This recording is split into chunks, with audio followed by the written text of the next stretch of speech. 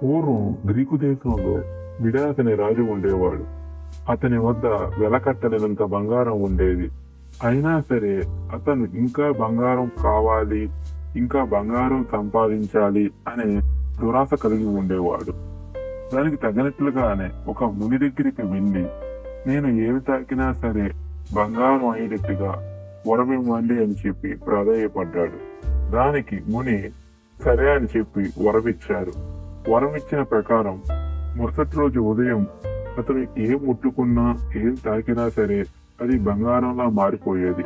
చివరికి అతని మంచం, అతని దిండ్లు, అతని బెడ్షీటు ఏం ముట్టుకున్నా సరే అది బంగారంలా మారిపోయేది.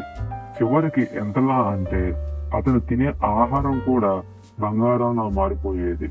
చివరికి మంచినీరు కూడా తాగలేకపోయేవాడు. ఎందుకు అంటే అది కూడా బంగారంలా మారిపోయింది. చివరికి అతను తన భార్య పిల్లల్ని కూడా అంటుకుంటే బంగారంలో అయిపోతారని చెప్పి చాలా బాధపడేవాడు. ఒకసారి తన భార్య పిల్లల్ని ముట్టుకుంటే వాళ్ళు కూడా బంగారు శిలలాగా మారిపోయారు. దీనికి అంతటికీ కారణం తాను తీసుకున్న వరమే అని చెప్పి రాజు గ్రహించి చాలా బాధపడ్డాడు. బాధపడి వరాన్ని తిరిగి వెనక్కి ఇచ్చేయాలని చెప్పి ఆ మునివర్యుల దగ్గరికి బయలుదేరారు. ఆ మునివర్యుల దగ్గరికి బయలుదేరి జరిగిన విషయాన్ని మొత్తాన్ని అతను వివరంగా చెప్పారు. దానితో మునివర్యులు వరాన్ని వెనక్కి తీసుకున్నారు. తర్వాత రాజు తన భార్య పిల్లలతో సుఖంగా రాజ్యాన్ని పరిపాలించాడు.